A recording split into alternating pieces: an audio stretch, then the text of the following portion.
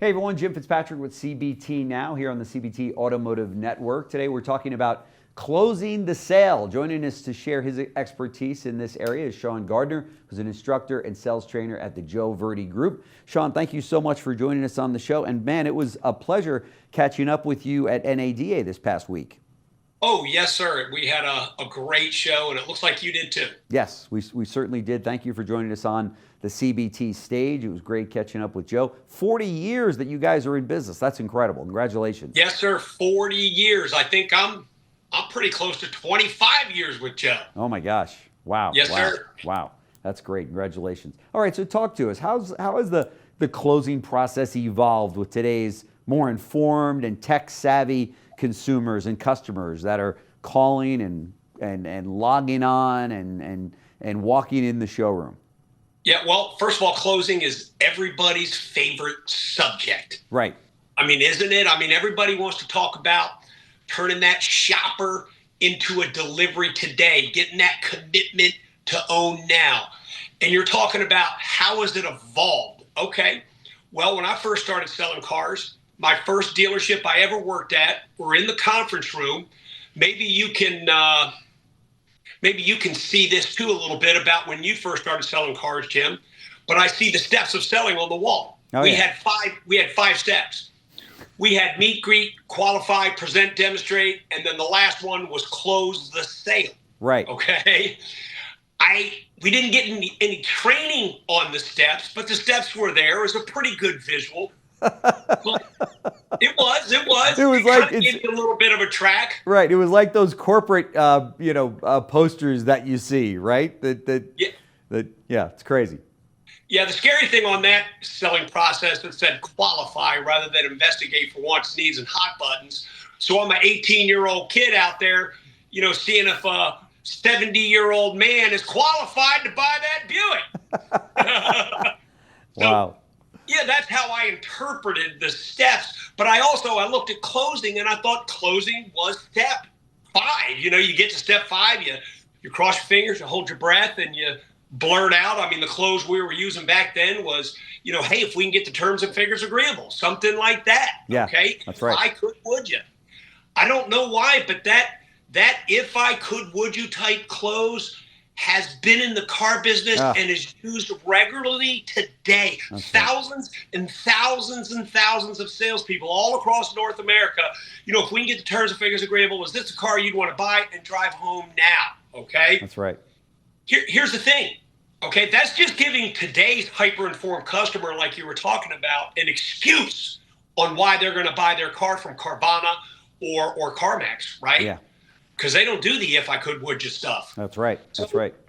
It's just time today to throw the if I could, would you in the trash can, like it's a little basketball shot. That's okay. Right.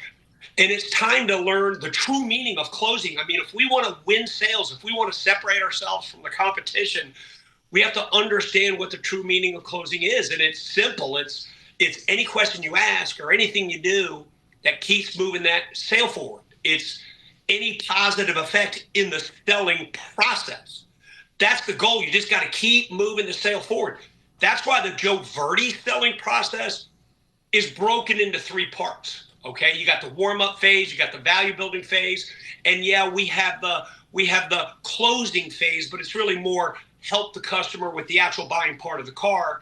But look, warm-up phase, that's the first phase of our selling process. That's where you make that great first impression, give the customer a warm, friendly dealership greeting, slow yourself down to make friends, find common ground, ask the right type of questions to investigate for wants, needs, and hot buttons.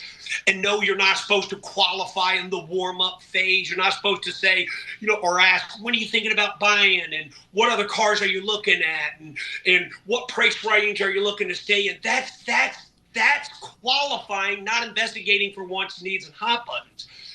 What we're supposed to do in the warm-up phase only, make friends.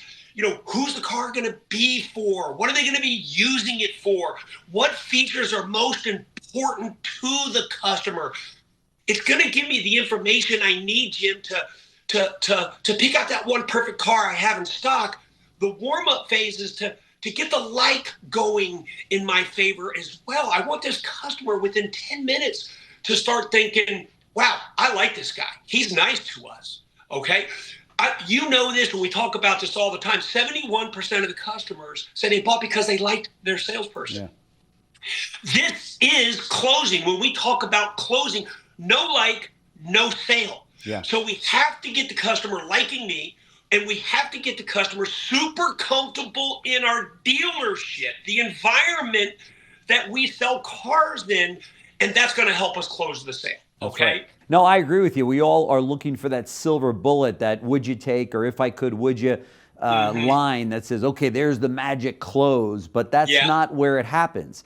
The close is actually the entire process, all of those steps you're talking about. I mean, the best case scenario is that the close almost comes from the customer. I mean, I wouldn't leave that with the salespeople today, but at the end of the day, you want it to get to the point that the customer says, okay, I love you, I love the dealership, I love the car, this is incredible. You know, what are the next steps, you know? And they don't all say that, but my point is that you got to build that momentum, and you've got to build up so that when the numbers are presented, you're 95% there. Well, yes. But now look, Jim, before we start showing numbers, we do need to get the customer in the, gosh, I love this car and I'm really thinking about buying it right now. We need to get the customer in that now mindset. Okay. I don't want to just play show and tell with numbers to a shopper. So look, the warm up, man, I like this guy. Like you said, the value building parts, man, I love this car and I feel comfortable in the store. Joe's closing process is just the next natural progression of the selling process. It's not that step 1 or step 5 where you go, hey, listen, if we can get the figures agreeable. No, it's I'm coming back from the demo drive. I'm sitting in the back seat. I see the dealership sign. We're about a minute away from the store, and I just simply start to summarize. Hey, what do you guys think? Car drove great, didn't it? Well, yeah, Sean, we really liked the way it drove. And you guys definitely wanted the hybrid too, right? Yeah. I mean, this will get you that great gas mileage you were looking for, won't it? Okay. And you love the trim level on this one too, don't you? Yeah. And you both said silver was your favorite color, wasn't it? Okay. We're pulling on the lot. Well, guys, it really sounds to me like we found the perfect car for you. Why don't you go ahead and pull it up to the sold line? Actually, just right there next to your trade-in, okay? Let's go inside and finish up this paperwork so you can enjoy it over the weekend. Hey, were we going to register it in one name or two? Betty says it's going to be in both names. What are they agreeing to do, Jim? They're ready to buy.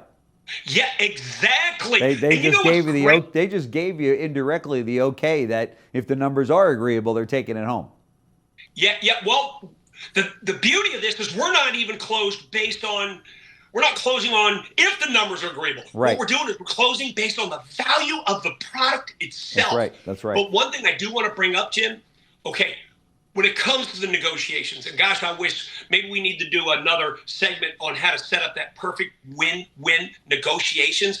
But when it comes to the negotiations, I'm going to ask you, do you want to negotiate with someone who is considering buying if the numbers are right, or do you want to negotiate with someone who considers themselves a buyer?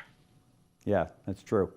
I want to negotiate with a buyer, not someone who's thinking about buying if the numbers are right. So we show salespeople trying to get a bunch of action closes to really get this customer in the, I really might be buying this car now. I mean, we pull it on the sold line right next to their trade-in. Hey, Bob, before you turn the car off, could you read me the miles? Let's make sure we get that right for the paperwork. Customer reads me the miles. Is that a good thing or a bad thing? That's a great thing. And then I take my business card out and I say, Bob, put this on the dashboard so no one else could look at your new car. He does that. What's he thinking about doing? Buying that car. Yeah, we're getting out of the car, and I say, Bob, I forgot my readers. Can you help me with the VIN number? That's got to be right for DMV. He starts reading the VIN number. You have Bob writing his own deal. Yeah, yes. And Betty, while we're working on this, could you grab the registration and the insurance card out of the glove box of your trade? I have to get some information from it. Oh, and write down the miles. Oh, and Bob, help me with the VIN number on the trade. Oh, and guys, you hang on to your personal keys. I'm going to keep your trade keys on our dealership tag because I want my buyer to look at your trade-in.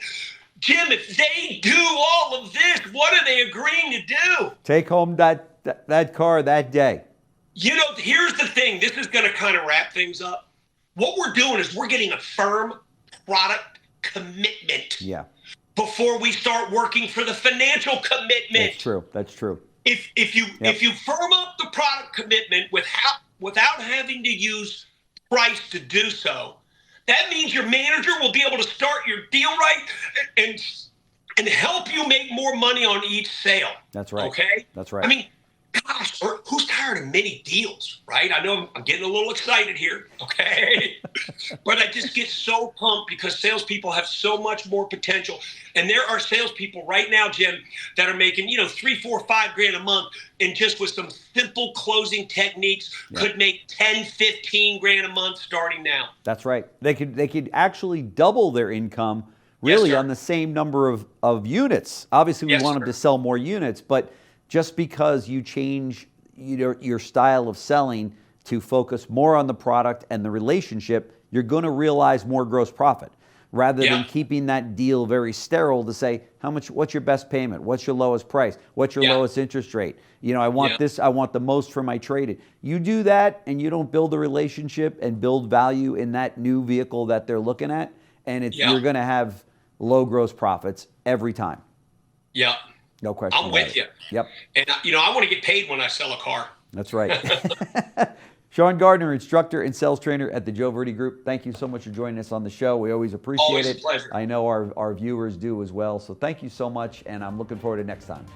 Thanks. Yes, sir, Jim. For sure. Thanks.